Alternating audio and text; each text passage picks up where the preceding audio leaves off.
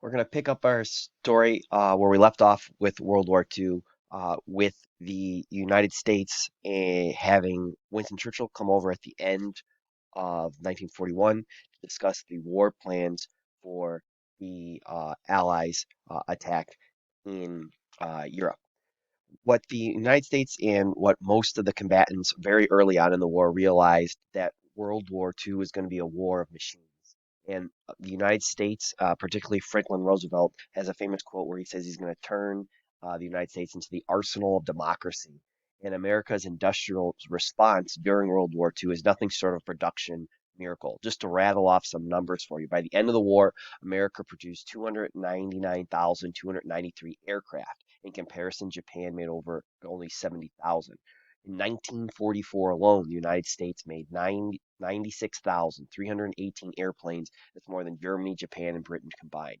It made 1,556 naval vessels, 17 fleet carriers, 10 medium carriers, and 86 escort carriers.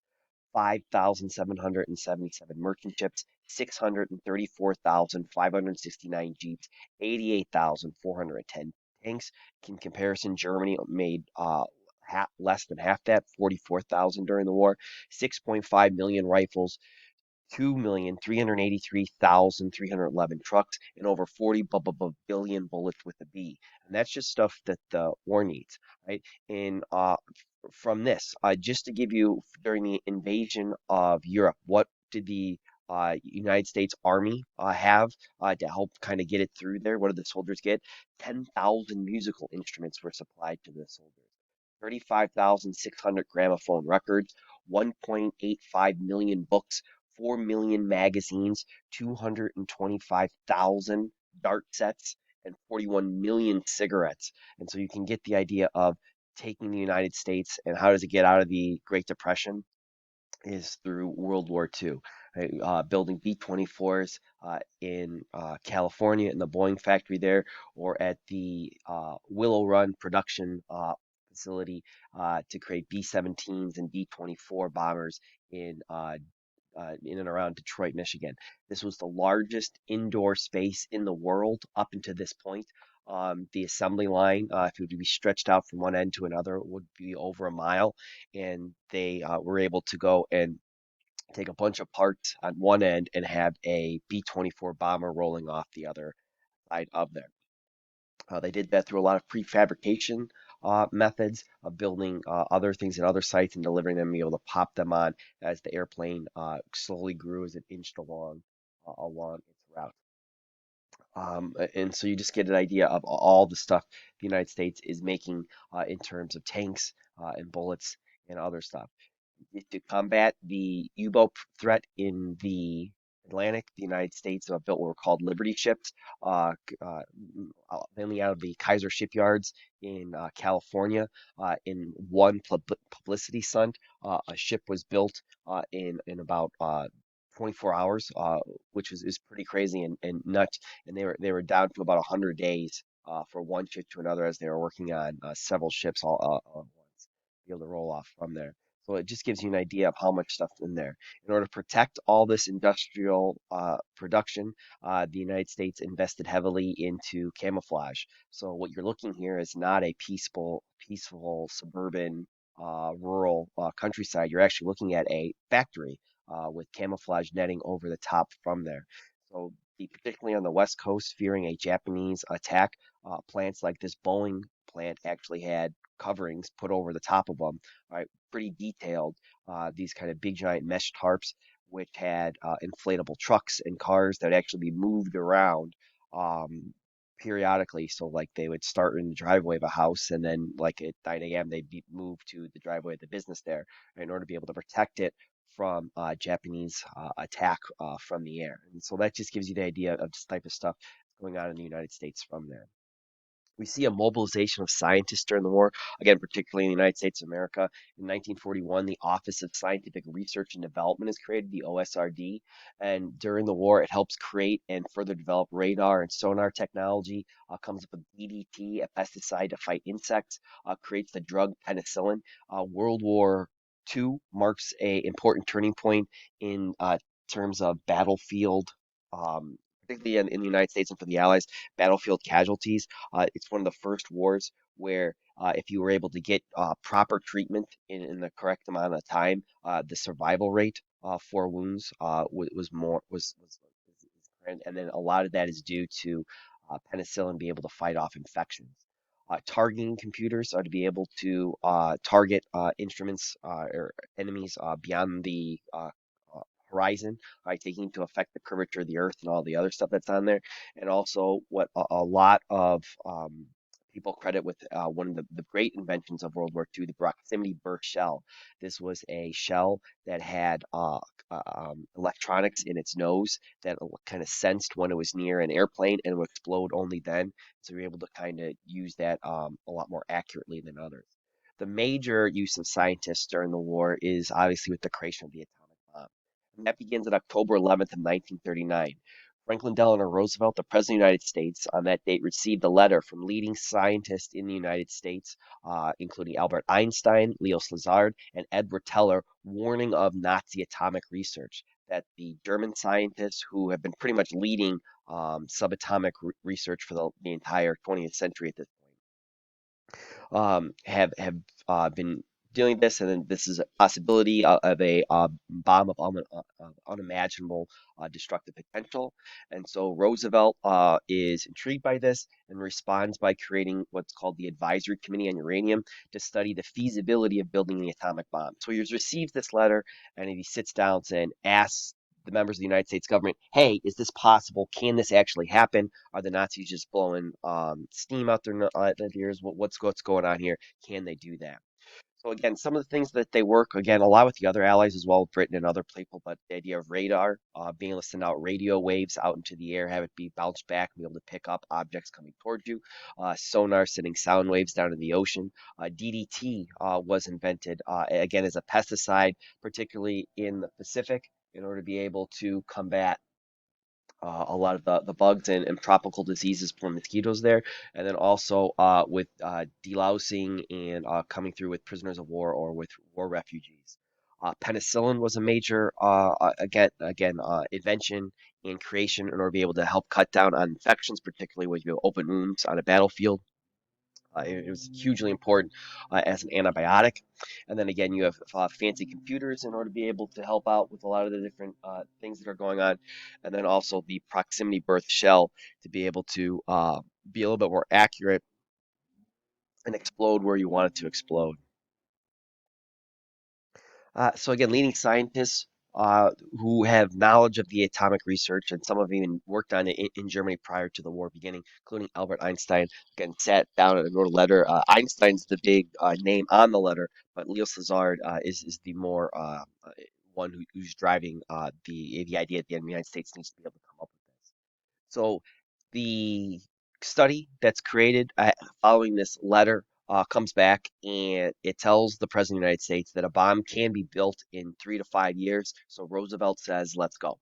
And in 1942, the Manhattan Project is begun. The Manhattan Project is the top secret atomic bomb construction program developed within the United States with coordination for some of the other allies in order to be able to build a nuclear device.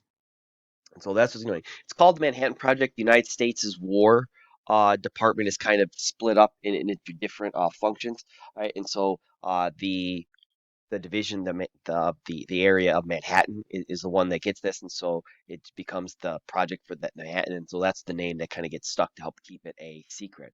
It's led by on the military side General Leslie Groves, who's responsible for allocating all the military resources for it, and on the science side, the United States puts J. Robert Oppenheimer in charge, and he's the one who's tasked with actually creating the bomb and figuring out how all that stuff works. The Manhattan Project is going to cost over $2 billion in the 1940s. It's going to employ over 150,000 people throughout the different construction parts of there. It includes a 59,000 acre site near Oak Ridge, Tennessee, built completely out of the Blue Ridge Mountains, right, in order to be able to create it for the extraction of the uranium-235 isotope to build that. And then this was then set up as a scientific research station on top of a mesa in Los Alamos, New Mexico, in order to be able to kind of figure out how they're going to build the bomb. And then when they found out that plutonium could also be used to create a nuclear device with slightly more power, plutonium was also decided to be kind of chased after as well, and that was an extraction site in Hanford, Washington. The Again, this is a nationwide effort uh, to be able to figure out if a nuclear chain reaction can actually work at all. Um, the first nuclear reaction is done in Chicago, Illinois, led by a team, the scientist Enrico Fermi. And this first nuclear reaction actually took place underneath the bleachers at Stagg Field on the University of Chicago stadium in the campus there. So this is what they're trying to harvest. Again, you can actually do this experiment at home if you are able to have a hunk of uranium or plutonium. You can go and you can put it in kind of a smoky room or cloud chamber. And what's shooting off of this radioactive hunk here are all the electrons and all the other stuff that it's giving off, which gives it its radioactivity. And the idea of what's going on here is the creation of a fission reaction. They're going to take a uranium-235 isotope of uranium, which is a little bit more unstable. And by shooting a neutron in it, they're going to split the atom. It's going to release energy and then start a chain reaction. So if you pay attention to the bottom here, right, we're going to shoot that neutron into the atom. Right, it's going to split the atom. It's going to release other neutrons. They're going to split other atoms, which are then going to keep going and causing a chain reaction farther and farther from there. From the Albert Einstein equation of E equals mc squared, the idea that energy equals mass times the speed of light squared. You can take something that's small, a uranium-235 atom, that's a small amount of mass, but you times it by the speed of light squared, you're going to get a tremendous amount of energy released, and that's why that all comes up from there. So again, just to show you, because again, I'm proud of the PowerPoint here, you shoot the atom, it splits, you shoot the neutron, it splits the atom, which then causes the chain reaction to split and then cause that which leads to all runaway chain reaction until all the atoms are split. And that was the job of J. Robert Oppenheimer, right, to come up with, and the job of Leslie Groves to supply Oppenheimer with all the stuff and things that he needs. Again, this is a very secretive organization, as you probably can imagine, in order to be able to keep this secret from not only the Nazis and the Japanese, but also other allies, including the Soviet Union, who the Britain and France and the United States aren't really trustworthy of. And it leads to, again, big, huge, giant centrifuges being built in Tennessee in order to be able to spin and kind of find the uranium from around the world and then be able to kind of spin off and extract the specific uranium-235 isotopes atom by atom, spec by spec in order to be able to build that up. When the researchers also figured out that plutonium might be another option, the United States didn't know if either bomb would work, so they said, let's try to build both methods. And so in Hanford, Washington, right, they created a site in order to be able to extract plutonium from there. Hanford, the construction of this, you can kind of see through some more numbers from there, is a huge, big, giant undertaking. Hanford, Washington, the site during its construction had over 900 buses to be able to move all the workers and construction crew on there, which was more than the city of Chicago had at the same time. And again, a lot of women were manning giant computers in order to be able to do a lot of the calculations to be able to get all this. In terms of seeing if a nuclear reaction was actually feasible, Enrico Fermi, underneath the bleachers in the University of Chicago, right, actually built the first nuclear reactor, and you can see a model of it if you go to the Museum of Science and Industry in Chicago to be able to start a chain reaction in order to be able to see if a uranium fission would work, to be able to see if it could go and turn on power and things from there. And when that was successful, that was another step towards the again creation of the atomic bomb. So when we left the actual war, as we come back to this story here, the United States was just attacked by Japan, and as we move through 1941, or as we move kind of circle back to 1941, In June of 1941, Germany launched a surprise attack on the Soviet Union. They had one of the largest land invasions in the history of the world, with over 150 army divisions, which include over 3 million men attacking into the vast expanse of Russia. By November of 1941, the Germans are getting closer and closer to taking out Moscow, but they're stopped outside the cities of Moscow and Leningrad, and that's about the closest about they're going to get in order to be able to knock the Soviets out of the war. To give you some idea of what the ferocity of the fighting here, from as a kind of a counteroffensive during the winter, from the 12th of December of 1941 to the 1st of January 1942, the Soviet Union is losing 10,910 soldiers as casualties every single day. If you know your U.S. history and you know the Civil War, that's the casualties at the Battle of Antietam every single day for over a month. So you can get the idea of just how ferocious and fighting this is. So as the Germans run into the famous Soviet general winter, right, as the weather gets sloppier and it's colder, and the Germans don't have any winter gear, they're kind of stopped and turned around and beaten back a little bit in the winter and fall of 1941. As 1942 starts over again, Hitler wants to capture the oil fields in the Caucasus Mountains in the south of the Soviet Union, and along the way, he decides he wants to wipe out the city of Stalingrad, right? Because again, named after Stalin. And so you can kind of think of the Battle of Stalingrad as the Nazis trying to go to the oil fields, the Soviets kind of shadowing them and moving from there. As the Nazis get close to Stalingrad, they decide they're going to circle in there, and then they're from there. By September of 1942, the Nazis control 90% of the city, but then yet again, the winter and the temperatures begin to drop. Sets in, the Soviets rally. They then encircle the Nazis in Stalingrad, and on January 31st, 1943, the entire German Sixth Army in Stalingrad is forced to surrender. The Germans lose over 230,000 casualties during the Battle of Stalingrad, and the Soviets are going to lose over 1.1 million. But the important thing here is that Stalingrad marks a very important turning point in the war, particularly from uh, our seat here in 2020, is that Stalingrad is you can very clear as a turning point. This is going to mark the kind of final German advance into Russia, and from here on out, the Germans are going to begin to retreat, and the Russians are beginning to advance. Now, it's not like people are waking up on February 1st of 1943 and saying, "Oh, the war was over, it's coming there." But it's a very clear, especially when you can see the war from a longer vantage point of 75 years.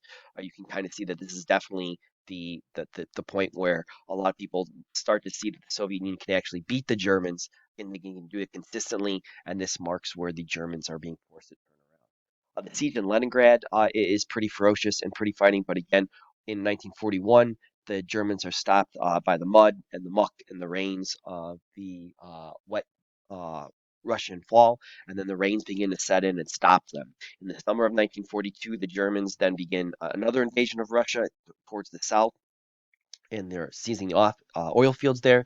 They begin to move towards Stalingrad and attack pretty ferociously. So out there, if you've seen the movie Enemy at the Gates with Jude Law, it's not a great movie, but it talks about this fighting in the ruined city of Stalingrad as the Nazis fought and fought and fought, and then found themselves encircled and had to be supplied by air before they're finally surrendered as they are forced to kind of be frozen from there. Because we talked about this in our Holocaust lecture, the Soviets and the Nazis don't get along very well. The German army, as you can kind of see here, is the idea of how many Germans surrendered, going all the way back down to the horizon. Um, the surrenderers, the prisoners of Stalingrad are marched into the Soviet Union, and they are not going to be released until the mid 1950s for over a decade. And it's estimated that only 10% of the German prisoners captured at Stalingrad ever return back to their families in Germany. As we talked about in the December of 1941, with Stalin pressuring the Allies for a second front, Churchill talks to the Americans in the White House and he says, "Your guys aren't ready yet, and so we can't take on the Nazis in France or Fortress Europe just yet. So let's begin with an invasion of North Africa," and that's where they go first. So the American general, Dwight D. Eisenhower, is then put in charge of what's called Operation Torch. And Operation Torch is the invasion of North Africa. And this takes place in November of 1942. Americans land in Oran, Casablanca, and Algiers to try to trap the Nazis and Italians between the advancing British armies out of Egypt. And once they're there, they're able to talk and move their way there. The North African front is kind of a learning experience for the United States. They make a lot of costly mistakes as they're kind of going up there, including, I mean, simple things like how do you load a ship? I mean, if you're loading a ship back in say New York, what's the first thing you want? You want to make sure you got the bullets and the guns and all in there. So that's going to get on first. Well, what happens if you put something in a boat first? That stuff's all going to go be on the bottom because it's put in there first. Well, when it gets to Africa, what do the soldiers need first? Well, they need those bullets. But then you got to take all the other like Hershey bars and ping pong balls and dart sets and records that are going to put in there last minute off the top. So it's logistical things like that that are needed to be worked out in North Africa before the United States is able to uh, kind of get its feet underneath it. After heavy fighting across North Africa, the last Germans surrender in May of 1943. So the British have already been fighting in North Africa as the Germans have been trying to seize the Suez Canal. The Italians invaded North Africa and they did a terrible job. The Germans then were forced to come in to help them out. And so this is another kind of arena where the combatants really don't want to be fighting, as you can see some British commandos from there. So Dwight D. Eisenhower there in the center is put in charge of the American invasion of North Africa, and they go and they invade there. They spots that they picked in North Africa were actually French colonies, but again, there is no quote unquote French government. There's the Vichy French government, which is just the puppet government of France. So when the Americans landed, you can see that they have a lot of American flags on the back of their landing ships. They have big, huge, giant. You can see on their arms armbands with the American flags on them, and they were blasting the Star Spangled Banner in the hopes of the French soldiers manning the defenses on the beaches wouldn't fire on them because, again, they're there to help liberate it. And the landings themselves went pretty smoothly as from there because, again, most of the defenses where the Americans landed were held by the Vichy French forces there. So they fought their way across North Africa there. After the defeat in North Africa, the United States again, as they're trying to figure out where they're going to go. The Allies meet at what's called the Casablanca Conference towards the middle of 1943 as the North African campaign is winding down. There, reporters are talk at a news conference. They're talking with President Roosevelt and they're talking with Churchill when they ask, and the reporter asks Roosevelt, what are the terms that you're going to be looking for surrender when obviously the Americans and the Allies win? And then flippantly, offhand, without consulting any of his government, without consulting Churchill, Roosevelt says, well, we're only going to accept unconditional surrender. The idea that the United States is going to ask the defeated powers to surrender, and they can't say, "Can we have this? Can we have that?" There's no conditions. You're either going to surrender to this. This is going to have huge implications from this, and so this is a very important conference, and this is a very important statement that Roosevelt says flippantly offhand, because this is going to lead to atomic bombs being dropped. This is going to be lead to Nazis fighting to the last man, street by street, floor by floor in Berlin because they don't want to have any from there. So again, from the Casablanca conference, you can draw a direct line to the atomic bombs being dropped on Japan because Roosevelt and the Allies say that only unconditional surrender is going to be accepted. With the defeat of the Axis powers in North Africa, the Americans want to invade France, and Churchill says, maybe try Italy first. And so they begin Operation Anvil, which is the invasion of Sicily in July of 1943. They then clear the forces out of there, and then they invade the Italian peninsula mainland in the south of Italy across from Sicily in September of 1943. It's at this point that the Italian army pretty much collapses, and Hitler is forced to send the German army into Italy to stop the Allies. The Germans turn the Italian peninsula into a series of line after line of defensive fortifications, and it's very hard fighting through the Apennine mountain ranges of Italy. The Allies finally take Rome in June of 1944, and they're still fighting in northern Italy towards the end of the war, which kind of gives you the idea of just how hard and long of a slog it was up the peninsula. So this is the Casablanca Conference. There's Roosevelt there in the center. Churchill, that's Charles de Gaulle, the leader of the Free French forces, and the Beatty, the army liaisons for the British Army from there. So after North Africa, they go and invade Sicily. Sicily's pretty easy, is relatively easy fighting. They then fight their way up. They cross into the Italian peninsula, go from there. There's a lot of stuff from there. You can Monte Cassino is a pretty famous engagement where the Germans basically turn an old Christian monastery into a fortress on a hill, and it's going to require it's the same picture. So you can see just what happens before and after. A whole heck of a lot of bombing, which actually just turns it into a bigger pile of rubble, which gives the German defenders even more cover from there. It's very hard fighting through Italy. Again, very culturally important in Western civilization. And on top of that, Mount Vesuvius near Naples, the same volcano that erupted that took out Pompeii, also erupted during the war as they're fighting from there. So that complicated things a little bit more slightly than need be. But don't worry, the Allies made toast from the lava that was going on from there. By June of 1944, the Allies are in Rome. You can see the Americans there in the tanks going through the Colosseum.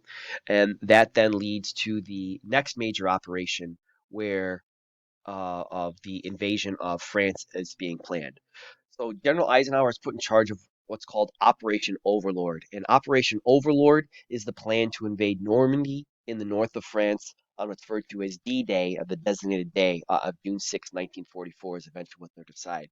And so the Allies begin to gather a giant invasion force of men and supplies in the United Kingdom in the lead up to the largest seaborne invasion in the history of the world. A huge deception plan was put out in order to be able to bluff the Germans. An entire fake army that only existed on paper, but had real generals, all right, who were kind of shown in front of there, had real telephone operators and radio operators creating fake dispatches and other stuff being spent out there.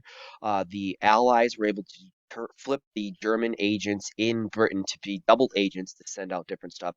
They created inflatable tanks and trucks to move around to give the impression of different stuff. They had some of the movie technicians of Hollywood and also Britain create and invent big, huge, giant speakers that they took recordings of traffic in London, brought those recordings in the big, giant speakers to the beaches of um, England and blasted them at full volume across the channel. So it sounded like to the Germans that the Allies were going to attack. The British found a dead a dead man on the streets of London. Right, stripped him of his clothes, put him in a British officer's army uniform, handcuffed a briefcase full of fake invasion information, dumped his body from a submarine off the coast of Spain, and washed ashore. The British knew that the Spanish would take that body, right? Open up the briefcase, turn it over to the Germans, and the Germans then use all that information to be able to say, well, the invasion's not going to attack where the Allies are going to be, but are going to be in a completely different spot. So you can get the idea of the amount of effort and of stuff to be able to deceive the Germans to try to be able to um, create the Versailles. So on June 6th, 1944, the invasion begins. Just after midnight, I mean, literally just after midnight, three airborne divisions, the American 101st and 82nd Airborne, and the British 1st Airborne troops were parachuted or glided into France to help set the stage for, again, in the morning, just before dawn, the largest seaboard invasion in world history up until this point and which was successful in landing troops on France to be able to grab a beachhead from there. Fighting's pretty brutal in spots. Omaha Beach for the American First Army Division is pretty bad. That's depicted again in the famous first half hour of Saving Private Ryan. Give you some small inkling of how bad that was. But again, overall, it's a successful invasion from there. And part of the reason why it's successful is, again, the deception techniques put in there to try to bluff the Germans. All of the pictures you're seeing here are either this is an inflatable tank, an inflatable truck, another inflatable tank, and these are all also inflatable stuff that again we moved around to be able to give the impression from the air of more tanks in different spots from there. To further confuse the Germans, the British dropped dummy paratroopers kind of that looked from the ground to be real live soldiers that had all sorts of fakes, maps, and other things within there, and also had a set of firecrackers that went off when they hit the ground. So it sounded like when a whole bunch of them are landing in a spot of a division. And so again, to cause all sorts of confusion for the Germans. So the Germans are saying there's real paratroopers over here. Well, there's dummy paratroopers over here. And again, trying to cause further chaos and confusion before the invasion. As you can imagine, the largest seaboard invasion in history is going to require a whole heck of a lot of stuff. And you can see that there was so much stuff that the soldiers were running out of places to eat and stack. That's the commander of the invasion. Again, Dwight D. Eisenhower meeting with the paratroopers right before they painted themselves up and went over seas in the airplanes. You can get some of the numbers and just the idea of how many people were involved from there. To be able to go across the 20 or so odd miles between England and the shore of France. Uh, it's pretty common to hear if you read any sort of eyewitness accounts of the paratroopers in the planes. They described when they would look out of the windows or out the door and look down at the invasion fleet in below them, that they said that you could walk from England to France and never get your feet wet because that's how many ships were in the channel. And then when they looked like straight across, they said that it was almost seems like there were so many planes in the air that you could walk from wingtip to wingtip from England to France as well. Again, just to give you some inkling of the amount of soldiers and people that were in there as the paratroopers landed first, and then again, shortly right around dawn, the uh, the full invasion force landed as well. You can get some. That's very few pictures come back off from Robert Capa taking photographs at Omaha Beach, and so there's only 6 pictures, including this pretty famous one, of what it was like with the first wave as the soldiers descended on there in other places as well. And so they're able to do that. Again, fighting is pretty brutal and pretty bad. In some places, they almost pulled the Americans out of Omaha Beach and went other places, but they finally gained a toehold by the end. And that set the stage for the Americans and the British to show up and dump stuff. And again, you can see all the trucks and the soldiers, all right, as the invasion begins to go away. This is a couple of days after the landing. You can already see how much the beach has changed. And they're putting in roads and harbors and other stuff to be able to supply the soldiers as they move across Normandy and eventually work their way into Paris by August 1944. Uh, Following that, they made a gamble of moving across towards Holland and in what's called Operation Market Garden, which is the largest airborne operation in the history of the world up until that point. Yeah, which dropping paratroopers in order to be able to seize bridges over the Rhine River, which, and famously in the book and the movie, A Bridge Too Far kind of runs out of gas, and the Germans kind of are able to beat that off from there. As we move towards the end of the war, the end of the year, in December 16th, 1944, Hitler makes one final gamble, makes one last gassed attack in the west to drive the Allies back into the sea. And on December 16th, 8 German tank divisions broke a weak American defense along an 80-mile front. This creates a bulge on the maps as the Germans drove 60 miles in Allied territory. So if you kind of think there's the line as the Allies are moving across towards Germany, the German advance put a big, huge, giant bulge on there, and that gives the name of the Battle of the Bulge from there. And so they're kind of from there. Eventually, the Germans, whose whole plan, as they're running low on supplies in the war at this point, is to capture American and British supplies along the way. They're unable to do that. They can't take the town of Bastogne, which is a major problem as well, and so they just kind of run out of steam and gasoline and runs problems from there. The Battle of Bulge is important in the European theater of operations in World War II because this is a decisive battle. The German losses here in the Battle of the Bulge in tanks, guns, and more importantly, manpower are irreplaceable. Where there's still more soldiers coming over from the United States and still more tanks and other things, the Germans can't do that anymore. And so by they're unable to win this battle here, this pretty much is the writing on the wall for the German retreat as the Allies work their way towards the Rhine. Um, So you can kind of see the Germans caught the Americans very much by surprise with the Battle of the Bulge. There's a lot of fighting in the land in the sky, and this takes place in the coldest temperatures in the 20th century. The soldiers in there remarked how bitterly cold the fighting was, in particularly in late December. As you move into January, you kind of can shiver a little bit when you're seeing all the snow and the cold and this stuff. But eventually, they worked their way again to invade over the Rhine River and into Germany themselves. When they get towards into Germany, both sides, the Soviets and the Americans, begin to liberate the death camps, and the Soviets are the first to find them. But again, the true horrors of the Nazi regime and leadership becomes from there. Now, as we talked about, the Casablanca Conference gives puts forth the idea that the Allies are only going to accept unconditional surrender. And because of that, Hitler begins to unleash new weapons as we move late 1944 into 1945 in order to be able to kind of what he calls terror weapons to terrorize the Allies to try to give him any sort of fighting chance towards the end. These include the V-1 and V-2 rockets, jet-powered aircraft, amongst other stuff, but it's a little bit too little, too late in order to be able to stave off the inevitable. On April 25th, 1945, the Soviet Army after one of the largest artillery barrages in the history of the world, then begins the storming of Berlin. And the Soviets are allowed to take Berlin because the British and the Americans, the French know that it's going to be very hard fought to the last German. It's very intense building to building fighting as the Soviets are pushing the Germans back.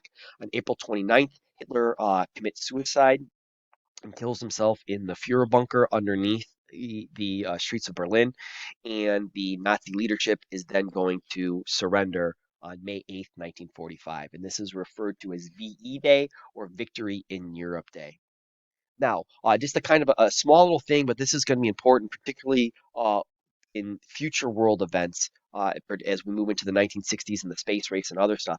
As the war is winding down in 44 and early 1945, especially, the United States begins to realize that the post-war world is going to be one where the United States and the Soviet Union is going to be dominate. And so they want to be able, the United States wants to be able to have as much of this new rocket and jet powered and Nazi research as they can.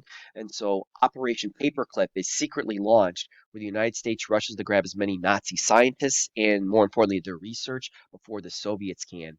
The big kind of prize in Operation Paperclip is the United States grabbing the German scientist Werner von Braun, the head of the V2 rocket program, who's going to have his kind of Nazi record wiped clean and kind of given a new life and becomes one of the developers of the Saturn V rocket, which is able to put uh, Neil Armstrong and Buzz Aldrin and other Americans on the moon in the 1960s. Roosevelt is going to die from a stroke towards the end of the war as well, and so this is going to mark a shift politically in the United States from Roosevelt to his vice president, Harry Truman. Uh, as the Germans begin to be surrounded and cut off, they begin to surrender in giant numbers. All right, though that's not a desert scene. Those are all Germans caught in what's called the Falaise Pocket towards the end of the war, and it's a pretty famous picture of the German army marching in retreat as the Americans in their trucks and their tanks are marching towards there. Members of the 101st Airborne actually got into Hitler's own private kind of Alpine retreat in Berchtesgaden, and they looted all the cool stuff from there because they were going that way. The Soviet Union weren't into Berlin. This is actually a photoshopped picture from that time period, but it's a pretty famous propaganda picture that the Soviet Union put out with the kind of the sticker and anvil red flag over Berlin, as it's pretty harsh building the building, fighting, and be able to go for there before the Soviets and the Americans finally melt towards the Elbe River from there. Hitler, during pretty much the last couple of months of the war, is living underground in a subterranean life in his Führer bunker, which is surrounded by steel and concrete underneath the streets of Berlin. And it's there, as you can kind of see from these Soviet pictures, that he's going to commit suicide so he doesn't have to see the final dignity of the war. Uh, it's from the Führer bunker that he's demanding and unleashing V1 and V2 rockets. The V1 buzz bombed, which you can kind of see compared to a British fighter plane from there that was raining death and destruction on there. This is from the Imperial War Museum in London. You can see a V2 rocket right there, and then a V1 bomb as well that were kind of, again, going up into higher up in the atmosphere and then plunging deep down into the Antwerp and other places and causing all sorts of destruction. The Nazis also had weapons like the Me-262 jet powered airplane. They were leashing along with like flying wings and other technology, which is one of the reasons why Operation Paperclip was launched is from there. The Nazis were also art collectors and again destroyers of other stuff. So if you've seen the movie or read the book Monuments Men, um, the Nazis as they were going through Italy and Europe were taking a lot of the cultural places from there.